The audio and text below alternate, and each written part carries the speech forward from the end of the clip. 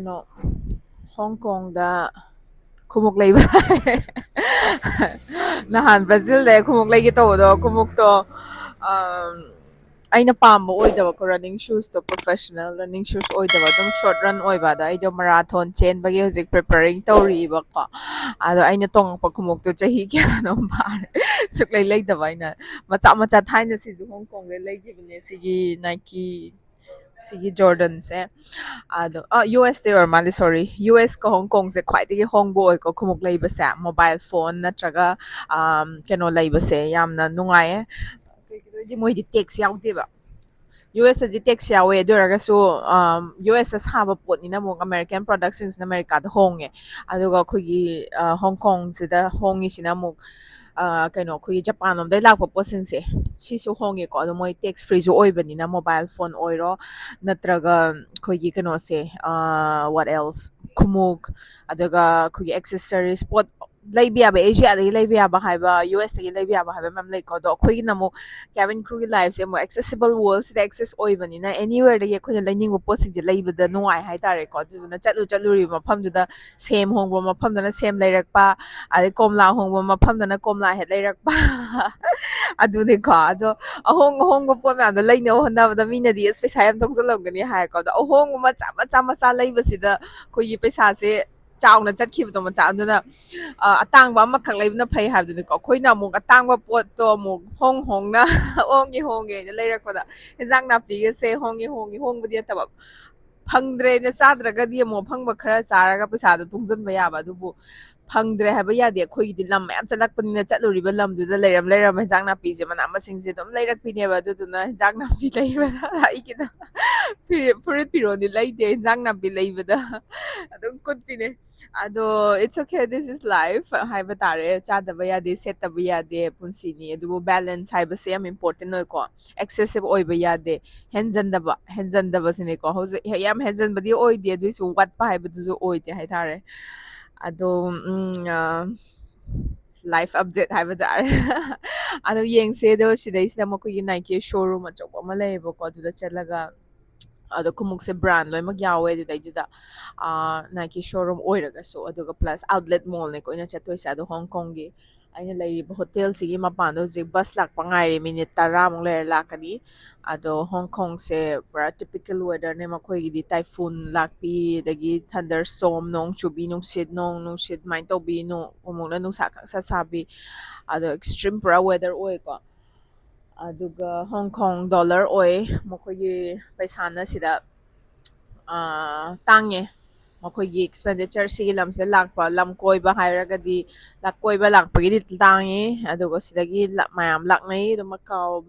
like main hub business center ni ko si se som China ro makhoi Asian side ki dia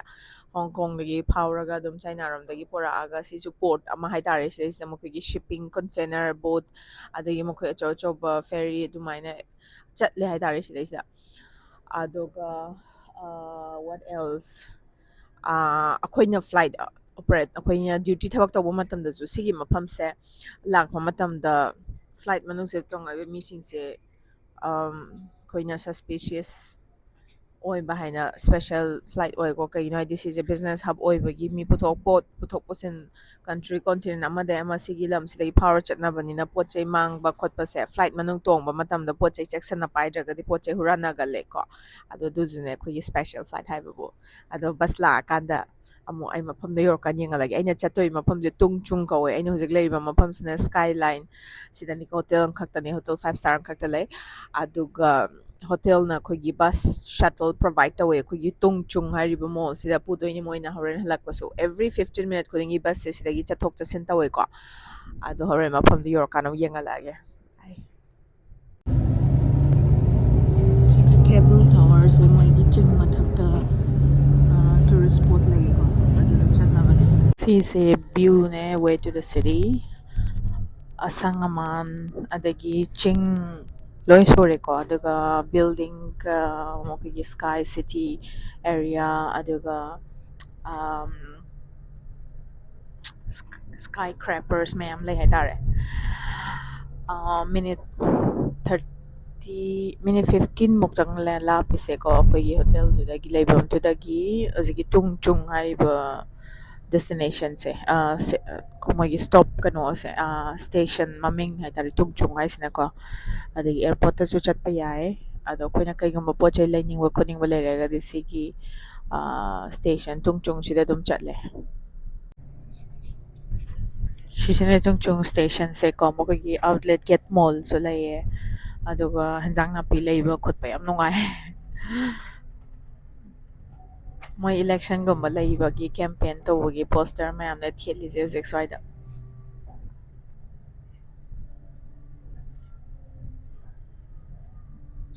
sigi mall chung station se koigi metro city de chatkadawa train ga samnaba station ne ko ado sidai koina chatningwa mafam chatpi ai si mafam side amaga mana airport ta chatlasu ai ado koigi hotel sina shuttle bus bi bai tare sigi chatkadawa station connecting station mayam se ado se city gate outlet mall yaure silere mi map se trolley pura loi lakna binya shopping tawse si mafam se da hekta roi bi da heavy da tawgi ko weather su yam nungai ing lauraga so ai loin tawe ma khoi gi sida leiriba building map se da Hong Kong se khoi gi living expenses yam tang hai se moi gi leiba gi apartment room kari kra se yam na affordable oi da bai ta re ko do sa definitely magi minimum wage ti dum phasaram gani ne khalle 30 6 kaya no se silere ko ma khoi gi running shoes long runner gi damak ta di yamna kano kanba hai tare ko kanba iti magi kano se sisine fine to se masak se ai yo nimbus pambani nimbus to yam soft oiba do kaya no sina pharni 37.5 se legi to bune do maman se tang khai ma khetna bhai tar aina leriba mafam do gadi sidai sida lupa makhoi gi chanipan $830 no size which color you have hi finally I got my gel Cayano 31 she said 37.5 36 37.5 I don't know kano okay mamanda she say lupa 970 Hong Kong dollar ko durgadi lupa lising nipan maya oidoine duga sengbada haragadi India dadi kya pibano khangte lising tara to tra manga do yawe ko do mapam loin tongale destination ama dagi ama ko yesi khumuk si maman se loin tongale khumuk or khungup I know you guys are laughing ko gi marol se amta manadre mai tai lon yamna lai de haibado ni ko khungup ado shorts amaga $90 da punna $950 da leirakpane Hong Kong dollar not the US dollar ado maman se aina leiriba mafam du ka hairaga di sisi ga yam tina khenai tang khai ma khenai ko aina leiriba lam du ju tax free ne haizaraga su amu Japan dagi khoi du yorok matam da definitely transport ki charge lawri na do sisi da outlet mall oibagi sida Hong Kong e maman se aduga khoi da color si di kitang aina pam ba haibdi oidi do raga su fazai dum to nupi malaga so kayano sis na gel kayano ga aina pamba se nimbus to ga ani se confusion chat pa ne ado nimbus na taba nimbus mana ba mo khara soft oiba carbon shoes na atopa brand gi leirage ai kaino da gi lege to ba wali Adidas ki Geo bye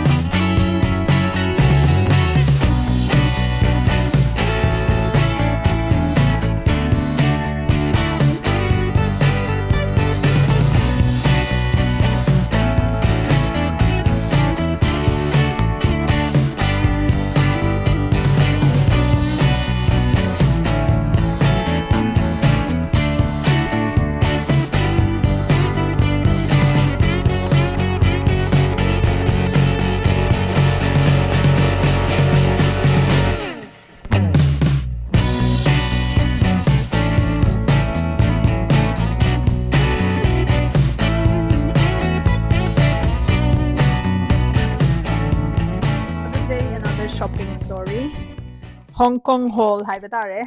Ngasaibudu utkhrebako ado, but I want to show it again. Look at this. This is tablecloths, table pida. Aduga tara importante yam important oiba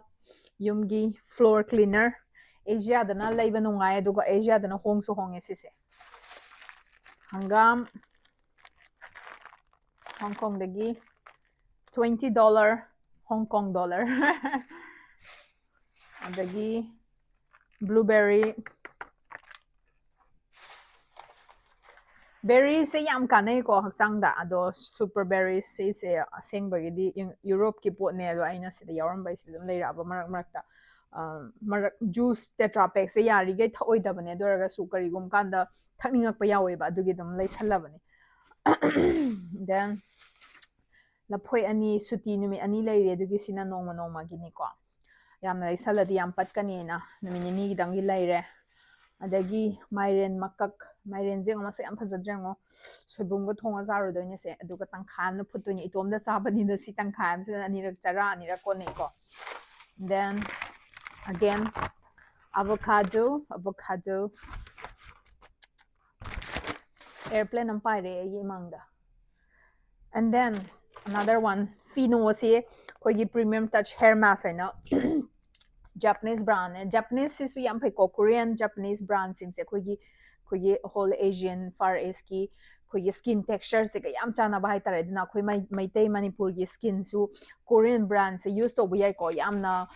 kanai hai tare kogi skin si da moina sare iba pot sing se yam na chana ba absorb to mi khuding ma kloi chana du bu especially akoi gi damakta Korean skincare se yam highly recommend tawninge do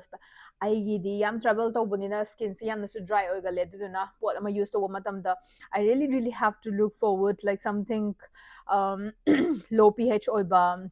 hadagi yamna highly kaino oiba acidic oiba pot use tawde highly chemical low chemical oiba su use tawda basu yade and then plus effective oiba su moisturizer oiraga so highly moisture oidaba yade also has to be a good brand da su leite ko but definitely brand da lei adubu maman da leite haitare koina hongaga su Korean product Korean skincare is a hongine comparing with the French kumba asom Europe lom da America dai lak pa pot ka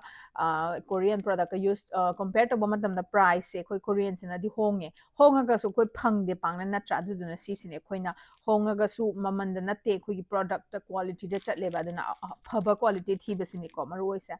Laneige koi lip mask na tum nungdang ta iwa kan da yam nungai ba aduga A6 se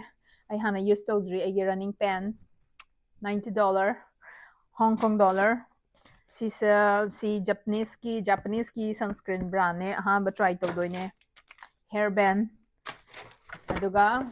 tara aina leiba mafamduda si se lupa lising kuntra hele ko si kumuksa ado lising tara da lerak mani sa lising mapan haibado aina A6 ki kayano 31 I am so happy ado pot panglai de laiba nate aina chatluriba mafam sida kana ba hinjang na pi myam si lam dagi dum sunaba leire aduga US ta chatlaga na koi Amazon dagi pot shipping charge loba pot aina laining ba singda ado shipping charge yaudana Amazon dagi cheli ko adagi kari gong kanda outlet dagi pot chai macha masu lai aduga CCD koi Asian brand oibagi Japanese brand ne bako ado made in Indonesia or Japanese brand oiraga su kugi lam American gi pot oil na kugi iPhone ga se dora su made in India made in China lai na mayam ko ado same thing to manufacture se tongan be wani however is a Japanese brand ni so that's all ngasi gi damakta Hong Kong gi ho loizari matang sida